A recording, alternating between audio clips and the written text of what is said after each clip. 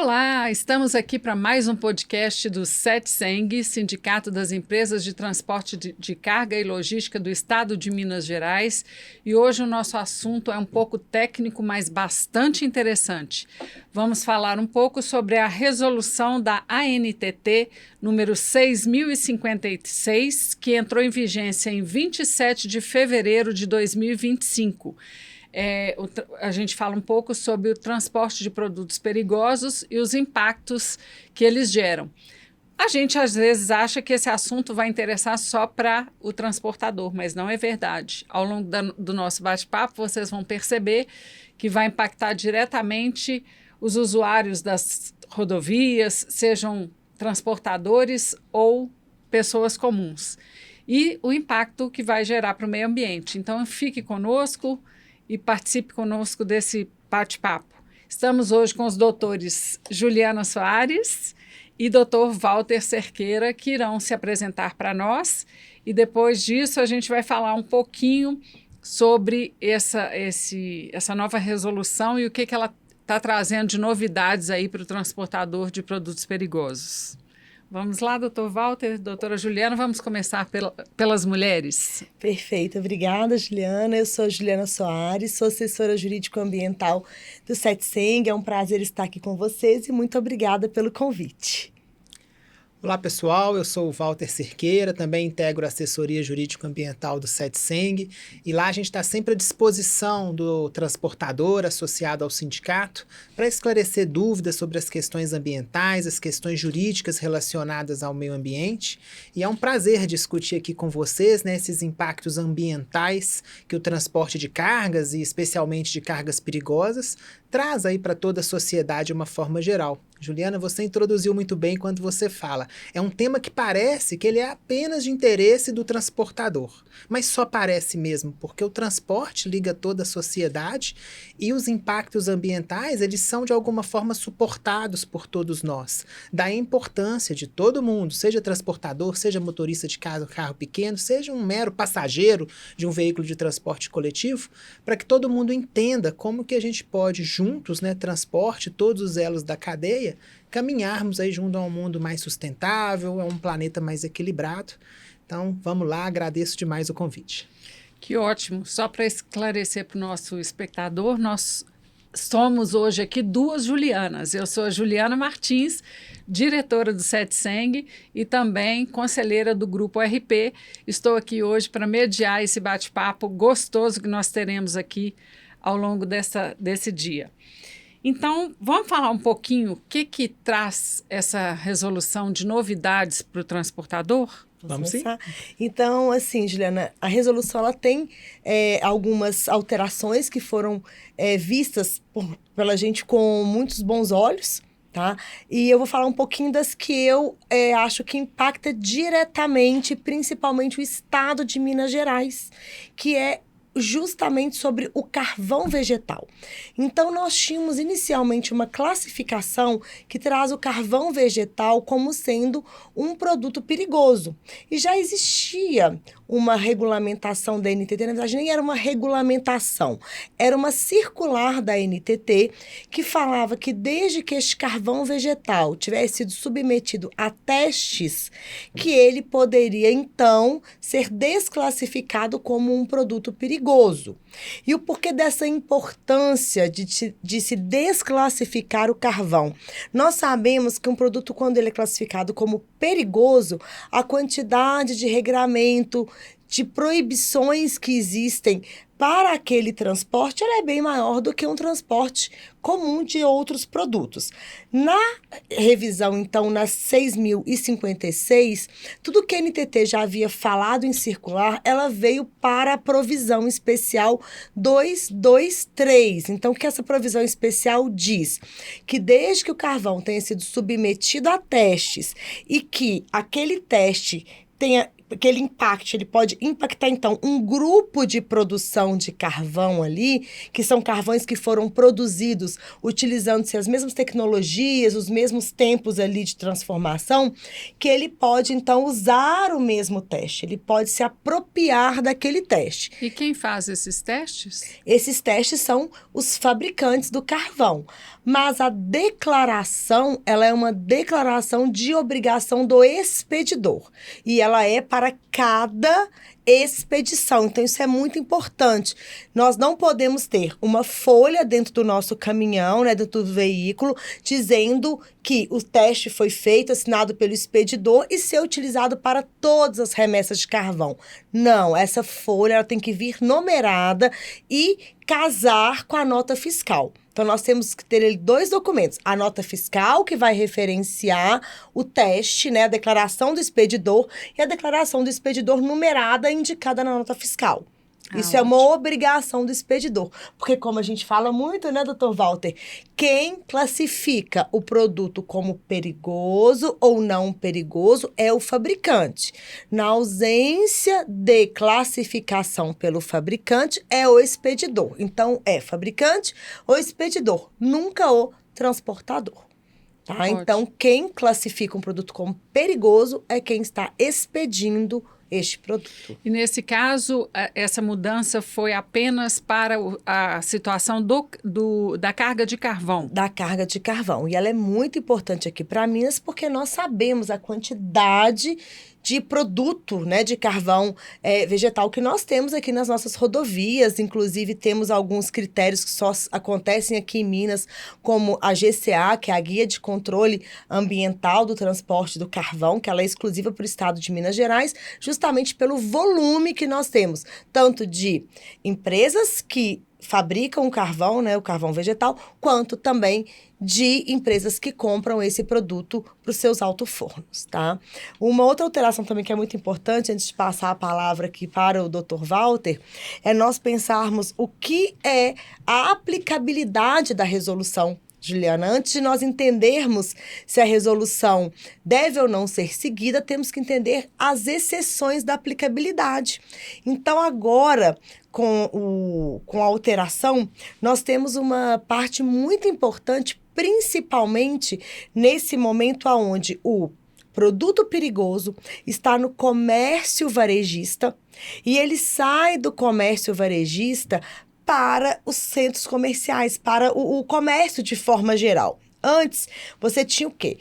Se o produto saía do comércio varejista para as casas das pessoas, casa da pessoa física, tá? Aquele produto que era produto de higiene, produto de saúde, ele não precisava, então, de seguir todo o regramento legal do transporte de produto perigoso, desde que a quantidade de produto transportado fosse 50% da quantidade de produtos da tabela que a gente tem ali dizendo quantidade limitada por produto.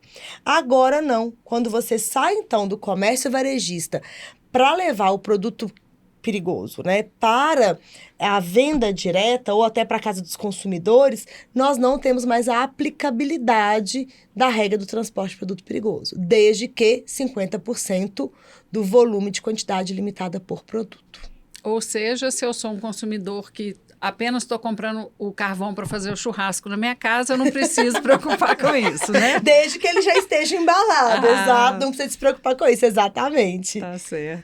Mas é interessante, né? A gente está falando aqui do carvão que a gente vai fazer o churrasco. Mas nessa resolução, Juliana, ficou muito interessante. Porque antes esse mesmo carvão, olha o paradoxo que havia. Se você comprasse para fazer um churrasco na sua casa, você já tinha lá alguma isenção para não aplicar todo esse arcabouço aí de produto perigoso. Gente, são mais de 1000 páginas de legislação que a gente está falando aqui. Essa resolução, se a gente imprimir, ela dá 1000 páginas. Então é muita coisa. Agora, nessa nova versão, se você comprar esse mesmo carvão, mas o churrasco for na empresa, Juliana, você antes tinha que aplicar a NTT, só porque o churrasco era na empresa. Agora, seja o churrasco na empresa, seja o churrasco na casa, se percebeu que o risco é o mesmo, e se o risco é o mesmo, não precisa da gente aplicar essa resolução.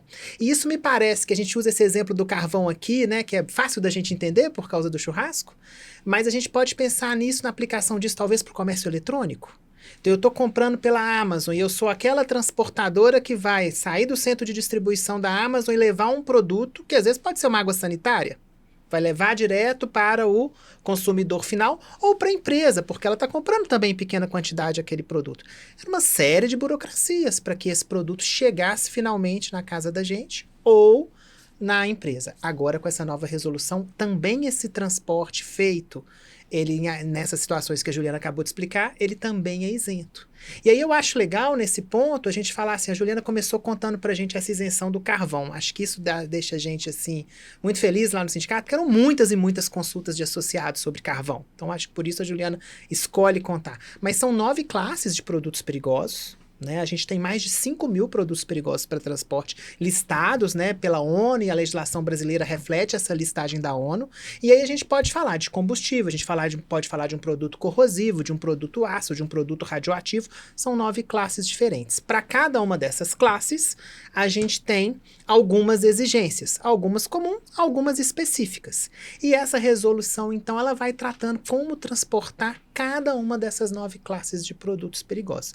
E as mudanças são muito interessantes. Vou falar uma outra mudança que eu acho que o mercado de transporte, de uma forma geral, vai ver com bons olhos. A gente tem, por exemplo, vou citar aqui, apesar da gente estar em Minas, os transportadores têm que ir, por exemplo, ao Porto de Santos. Então, lá no Porto de Santos, um trajeto comum.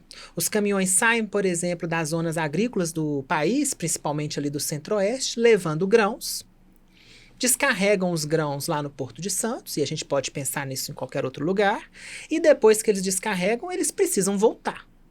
Na hora de voltar, pela legislação em vigor, você não pode transportar grão no mesmo equipamento que você transporta um produto perigoso. Isso sempre foi a regra. Se você usa aquele equipamento para transportar produto perigoso, você bloqueia aquele equipamento para uma série de transportes que não são de produtos perigosos. Essa resolução nova, que entrou agora em vigor em fevereiro, ela flexibilizou. Então, por exemplo, eu posso levar na ida o grão e voltar com um veículo transportando, por exemplo, fertilizantes. Então, tem 3 códigos da ONU específicos, 3 tipos de fertilizantes específicos. São fertilizantes muito utilizados também por essas pessoas, essas empresas do agronegócio, porque elas plantam e elas precisam, claro, corrigir o solo e assim por diante. Então, o caminhão agora, a carreta agora, ela sobe, né, com grãos e pode descer com fertilizantes. Isso era impossível no passado. A partir de fevereiro começa. Claro que eu não estou falando de uma desregulamentação total, é necessário sim que esse produto, o produto perigoso não pode entrar em contato com o grão, você tem questões a seguir, mas pelo menos agora a gente já pode tornar esse transporte mais eficiente. E mais barato, né? E mais barato. E a gente está falando de quê? De alimento. Inflação de alimentos aí, e claro que o transporte aporta um custo nessa inflação.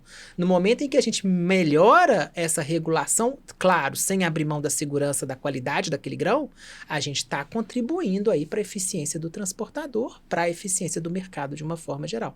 Então, nem sempre, né? Fala assim, vem uma nova resolução, a gente tende a achar, lá vem burocracia nova.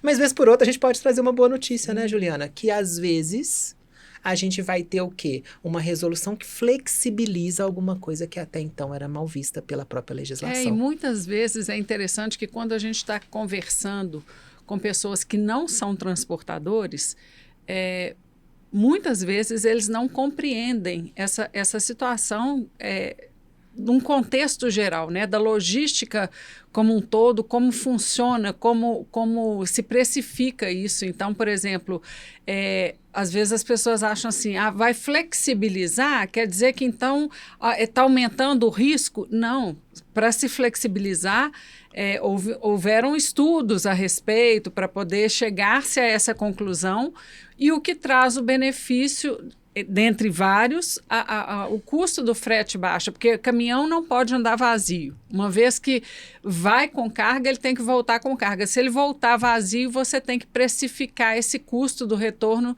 no frete. Tudo fica muito caro. Então, quem não é transportador, muitas vezes não entende isso, né? Exatamente. Então, essa resolução, de alguma forma, traz também melhoria para a sociedade como um todo, também pela questão do custo do frete, né? E o que é interessante também, Juliana, é que muitas vezes, quando nós lemos uma alteração legislativa, a gente percebe que ela também vem para dar uma resposta para a sociedade, como a permissão agora de que se instale tanque extra de combustível. Por quê? ali as pessoas começaram a entender o que gasta-se muito diesel, nem sempre nós temos postos em vários locais, a gente sabe que às vezes a gente roda 100, 150 quilômetros sem um posto de combustível, e aí você tinha uma limitação que, de certa forma, dificultava a logística daquele transporte. Então, obviamente que as instalações dos tanques, elas têm que ser feitas dentro de um critério ali de segurança, terão que ser aprovada pelo órgão de trânsito, alteração, mas era algo que era proibido.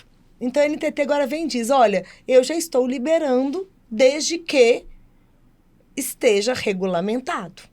Então, isso é muito interessante. Isso é um alívio para o transportador, isso é uma luta antiga nossa, né? Que veio a nos ajudar muito, porque quem trafega pelas estradas, especialmente do Nordeste, tem essa percepção muito clara de que o quanto a gente tem que rodar, tamanha distância entre um ponto e outro para abastecimento. Então, muitas vezes, ficava muito difícil a gente conseguir fazer essas rotas sem ter esse tanque adicional. Era bem complicado. Que bom!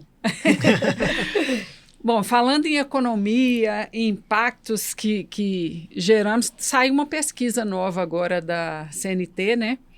Que fala como todo ano sai, mas fala das condições das rodovias e o quanto isso impacta tanto no meio ambiente quanto no custo do transporte. Eu queria que vocês falassem um pouco também sobre isso. Olha, eu adoro ler essa pesquisa da CNT, né? A pesquisa anual da qualidade das rodovias, que a Confederação Nacional do Transporte promove todo ano. É a principal pesquisa do setor ou a principal pesquisa do Brasil inteiro para medir essa qualidade da rodovia brasileira. Brasil altamente dependente do transporte no modal rodoviário, seja de pessoas, seja de cargas, né? E nem sempre com os investimentos necessários aí nessa infraestrutura. Pois bem, além da gente pensar na quantidade de acidentes, na dificuldade de trânsito, na segurança para a gente às vezes parar para uma situação de emergência, tudo isso que a gente sabe que a infraestrutura de transporte na rodovia ela é muito importante para a sociedade, especialmente no Brasil, em Minas Gerais, né, esse grande trevo aí do país, a gente pensa também na questão ambiental. Por exemplo, se a gente compara uma rodovia tida pelo critério da pesquisa da CNT como ótima, no ponto de vista de pavimentação e todas as outras questões que compõem essa qualidade da rodovia, acostamento, sinalização e etc. A gente compara essa rodovia e a gente compara também com uma tida como de péssimo estado de conservação. Aí, gente, a gente já tem uma economia de 5% do consumo de diesel. E eu sempre que penso, às vezes, para quem não é do transporte, mas 5% é pouco, gente. 5% é um caminhão de dinheiro. Uma fortuna. A Juliana, especialista em transporte, aí sabe muito bem disso. 5%, gente, é uma fortuna. É PIB de um país. E aí, na hora que a gente pensa nisso, né, nesse 5%, claro que o que primeiro salta aos olhos é combustível está caro, a gente está fazendo uma economia. Lembrando que economia no transporte é economia para a sociedade e redução de inflação e tudo isso. Mas também tem um aspecto ambiental que eu acho que as pesquisas mais recentes da CNT elas têm trazido muito importante. Se eu não estou queimando combustível, e pior, queimando combustível à toa, eu também não estou fazendo o quê? Eu não estou emitindo gases de efeito estufa. Então, a gente que fala tanto de sustentabilidade, especialmente a gente aqui da assessoria ambiental lá do CETSENG, a gente pensa que maravilha que é a gente pensar que esses 5% são milhares de toneladas de gases de efeito estufa não emitidas para a sociedade. Maravilha por quê? Porque ainda é um sonho. A gente precisa o quê? Pensar em melhorar esses investimentos na ferrovia e entender, gente, que essa emissão às vezes não é uma emissão do transportador, é uma emissão que o transportador não pode se escapar dela. Por quê? Porque a rodovia está em mau estado. Então, se a gente junta dois fatores, Juliana, essa possível economia do diesel, fruto da melhoria da pavimentação, com a direção ecoeficiente, aquela direção mais segura, dentro dos parâmetros técnicos adequados de direção. Claro, gente, se eu estou numa rodovia boa, eu dirijo melhor. Isso a gente não precisa frear toda hora, não tem um buraco, não tem uma intercorrência a todo momento. Então, se a gente junta essas duas questões, a gente pode ter aí uma economia de 30% das emissões de gases que contribuem para o aquecimento global. Simplesmente nesses dois fatores. Então, quando a gente fala em diminuir o diesel e qualidade de rodovia, eu enxergo isso como um assunto muito interessante e pouco debatido. A gente sempre pensa nos novos combustíveis, mas até que eles sejam uma realidade de mercado, o que a gente vai fazer nesse longo tempo de transição que a gente tem pela frente? Olha, investir em rodovias boas, e aí cabe, claro, aos estados concedentes, as rodovias estaduais, as rodovias federais, investir nisso, gente, já é um ganho ambiental muito significativo, além de um ganho econômico para todo mundo.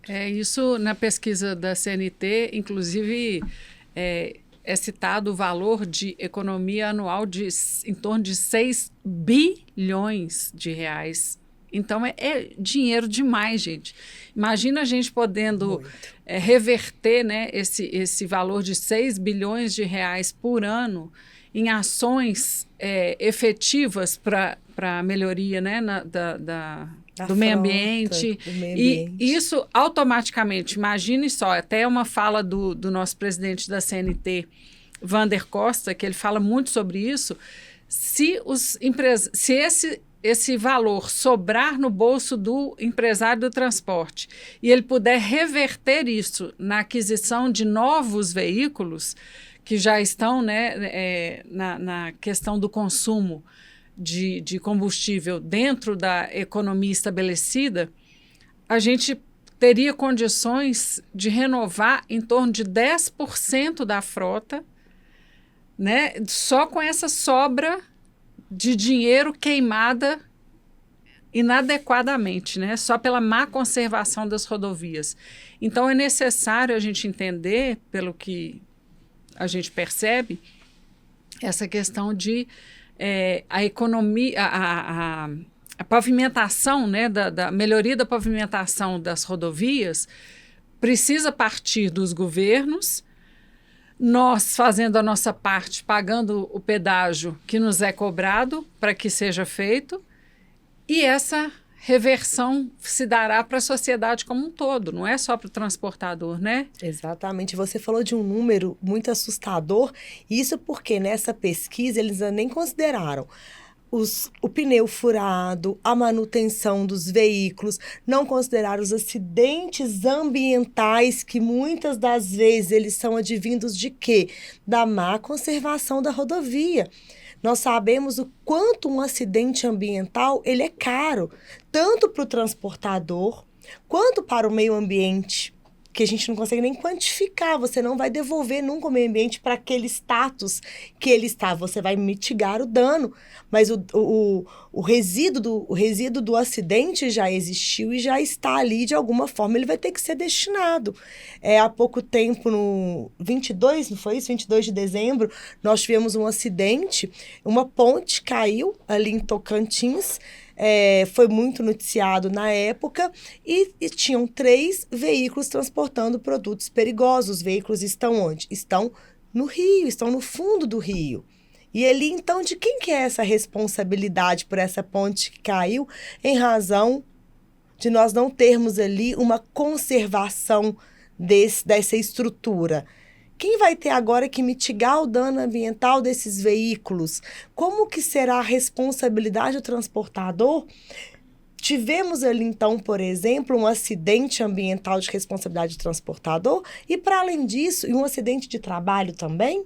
Então, são coisas que a conservação da rodovia, quando a gente começa a falar sobre ela, eu acho que dá uns 5 dias aqui de conversa. Verdade. Porque uma coisa vai literalmente puxando a outra, né? Ô, Juliana, olha que legal, ó. Esses 6 pontos são... Eu tô pegando aqui a figura da NTT. Da NTT não, da CNT. Gente, 6,81 bilhões de reais. A gente fala em 6.707 caminhões na fase 8. Se a gente quisesse comprar veículos movidos a biometano, 5.471. Ou se a gente quisesse pegar esse dinheiro e plantar em árvore, gente, 144 mil hectares de florestas reflorestadas. E tudo isso indo para onde, né? Indo para aquecimento global. Virando um problema para as futuras gerações. Bom, e então, gente, o que mais nós temos de novidades aí a respeito dessa resolução ou outras novidades? Olha, eu acho legal também a gente destacar Eu gosto muito de falar da incompatibilidade no transporte. Eu contei aquela flexibilização já do grão com os produtos que são de alguma forma utilizados para correção de solo ou fertilização. Mas tem outras interessantes. Olha uma curiosidade que essa legislação nova veio corrigir. Às vezes, uma bebida alcoólica, ela é considerada produto perigoso, conforme o teor de álcool que aquela bebida alcoólica contém. Então, se eu transportava uma bebida alcoólica com alto teor de álcool, bebida alcoólica, ou seja, alimento para consumo humano, e depois eu queria transportar uma outra bebida que não é classificada como produto perigoso. Não podia usar o mesmo veículo também, não. Duas bebidas, as duas para consumo humano, mas a gente não podia, porque produto perigoso não pode ser transportado junto com o alimento. Dando um exemplo para a população entender, por exemplo, se eu estivesse transportando uísque e depois quisesse transportar suco, eu não podia. Por exemplo, não podia. Né? Agora, a partir dessa mudança, você pode, de novo, flexibilizar. Olha que interessante. A gente bebe a bebida alcoólica, a gente bebe o suco, ou seja, são dois alimentos para consumo humano, mas em função especificamente do teor de álcool, exigia o quê? O dobro de equipamento, ineficiência de novo. Isso foi corrigido. Então, agora já é possível também usar o mesmo veículo. Mas, em compensação, gente, a gente ainda vê pontos muito interessantes que a legislação ainda precisa evoluir. Como eu disse, 1000 páginas. Eu vou falar 1000 páginas várias vezes aqui. Porque isso páginas. Me impressiona muito. Eu sou uma pessoa que gosta de números. 1000 páginas. E aí, uma das questões que me chama a atenção lá.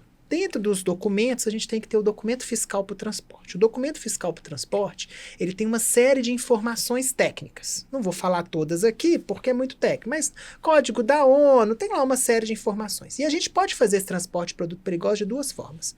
Por exemplo, ele é a granel.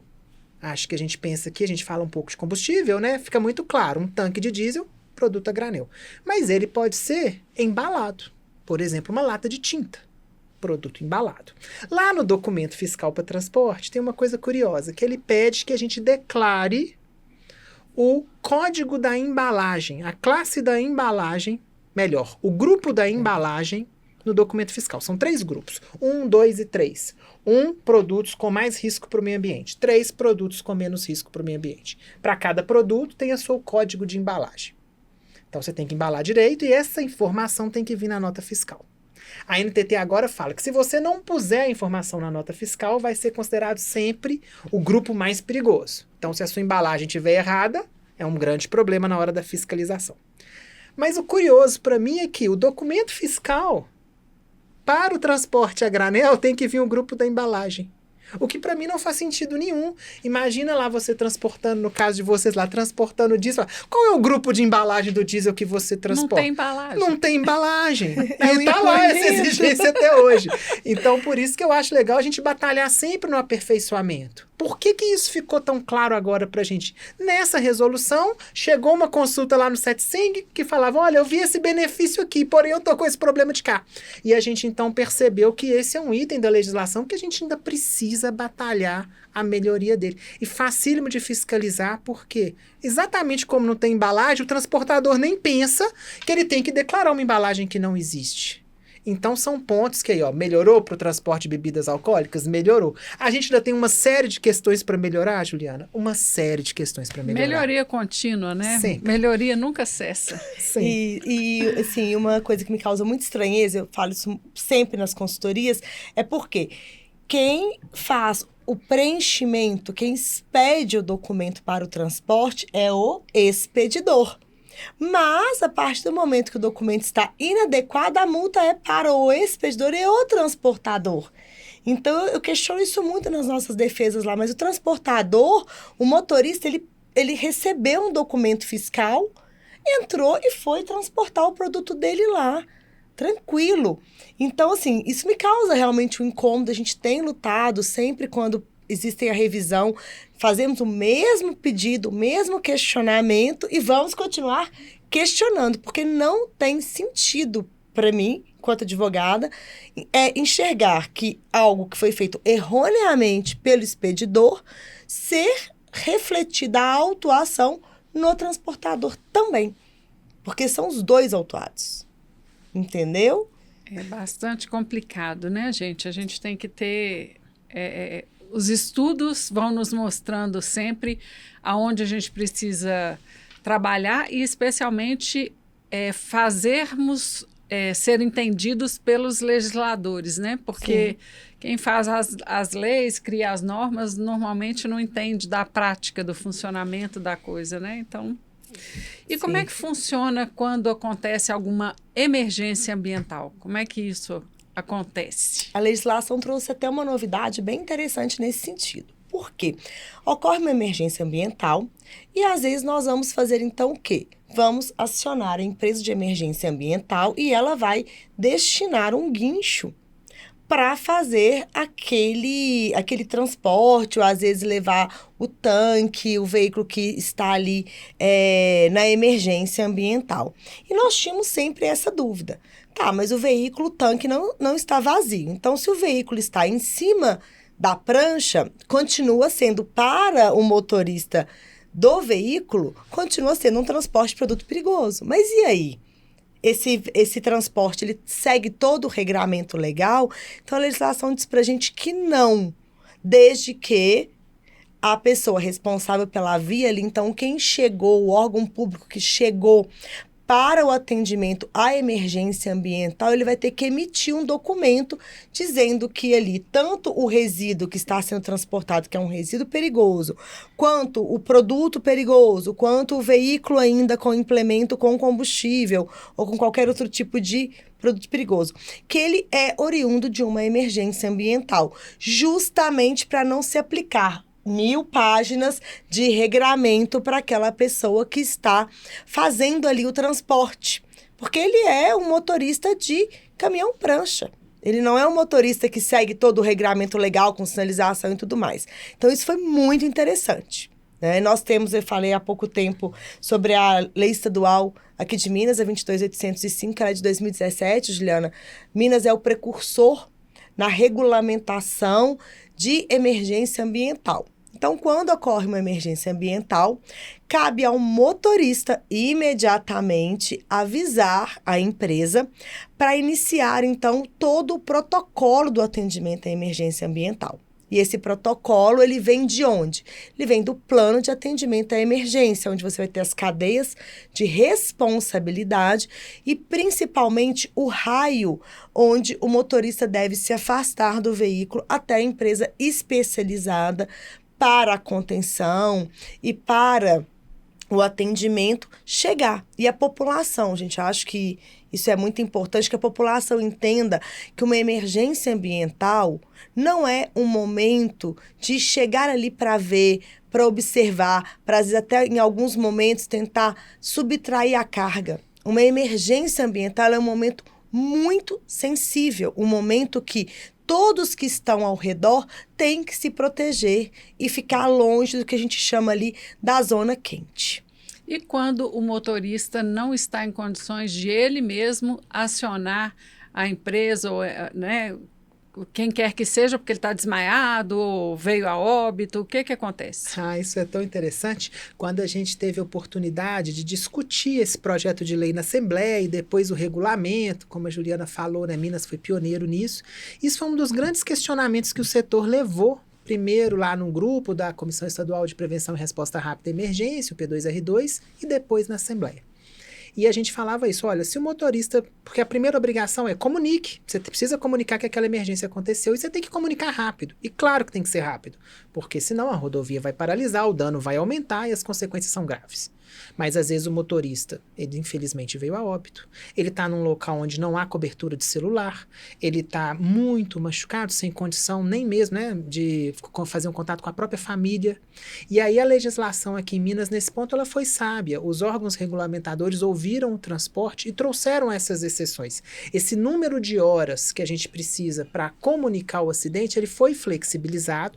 Claro, se o transportador comprova que o motorista não tem condição naquele momento de iniciar a comunicação. Então, sempre se lembre que a prova é do transportador. Não é simplesmente eu chegar lá e falar, meu motorista estava sem sinal de celular. Eu preciso provar isso. E para isso, por exemplo, os boletins de ocorrência, tem várias formas que a gente indica para as pessoas fazerem. Mas é interessante, porque essa particularidade do transporte que não acontece na indústria, mas que no transporte acontece, ela foi reconhecida pela legislação mineira e se criou isso em nível de exceção. Então, a gente tem mais tempo para avisar quando o motorista está nessas situações que eu citei para vocês. E aí a legislação de Minas acaba inspirando legislações de outros lugares, e o bom senso, nesse caso, prevaleceu, porque foi uma legislação aqui em Minas em que o setor produtivo foi ouvido.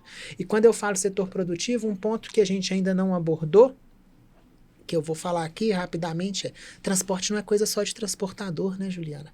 Transporte é fabricante expedidor, transportador, contratante e dono da carga. Eu só tenho transporte porque a carga sai do ponto A para o ponto B. E todas as empresas ou pessoas envolvidas nessa cadeia têm que ter o mesmo nível de responsabilidade, especialmente quando a gente fala de produto perigoso. Quem acha que transporte é coisa só de transportador, não conhece muito bem a quantidade e a complexidade que essa operação envolve. E para isso a gente entende também o quanto faz sentido o texto legal que obriga que toda empresa que transporte produto perigoso mantenha no seu veículo o telefone de contato em caso de emergência ambiental. Justamente por isso, o motorista está confuso, o motorista não está se sentindo bem, qualquer pessoa que passar pela rodovia, ela vai ver ali platonado o telefone da empresa e ele pode ligar para a empresa e informar. Então, quando a gente começa a pensar na legislação, como o Walter falou, ela foi realmente muito pensada, porque essa em específico, ela ouviu muito o transporte, ela ouviu muito ali o setor como um todo, quando ela estava sendo desenhada. É muito assustador quando a gente traz isso para os números, né? Porque a gente fica falando assim, a possibilidade do que seria a gente economizar combustível, o que seria a gente mitigar os problemas, né, das rodovias mal conservadas, e aí a gente fica sem saber, mas então eu vou falar em quantas vidas vai poupar, né, de acidentes. E quando a gente traz isso para números reais, fatos reais, é assustador. Então, assim, a gente precisa realmente preocupar-se com essa solução o quanto antes possível, né, para que seja bom para todo mundo, para a sociedade como um todo. Como eu disse no início do podcast, esse podcast não seria apenas para os transportadores. E o que vocês poderiam ressaltar aqui como pontos mais importantes dessa nossa conversa de hoje aqui para ficar de mensagem para os nossos ouvintes? Bom, eu acho que a gente tem que pensar primeiro o seguinte, que a gente querer um transporte eficiente no Brasil, um transporte de rodoviário de cargas eficiente no Brasil, é uma questão para toda a sociedade. A sociedade toda tem que estar pensando nisso e cobrando das diversas esferas governamentais que as rodovias estejam em boa qualidade, que, claro, os transportadores sejam competentes. Se eu falo de um regulamento de 1000 páginas, gente, é claro que esse regulamento precisa ser cumprido por empresas competentes, organizadas, que entendam e que transportem com segurança. Aquelas poucas notícias que a gente trouxe de flexibilização, hora nenhuma elas são para deixar o transporte precário. Elas são para deixar o transporte eficiente. Transporte eficiente com segurança significa empresa organizada e empresa que pensa nas futuras gerações. E isso só é possível se o governo estiver fazendo a parte dele de investir na melhoria, e tanto na melhoria das rodovias, mas também, claro, no aperfeiçoamento constante desse regulamento de transporte de produtos perigosos. Seria esse aí um recado meu.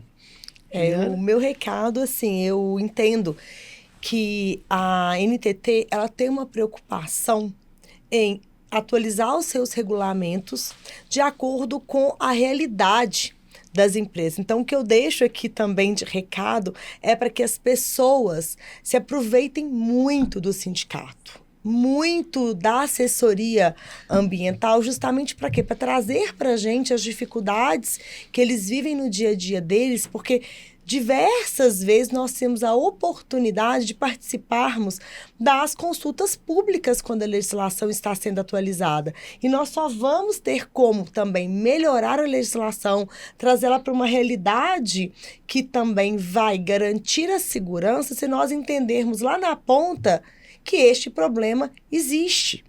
Sabe, Juliana? É uma alteração muito interessante. A gente que sempre falando em segurança, foi muito a tônica desse podcast nosso, é hoje a profissionalização da carga e da descarga.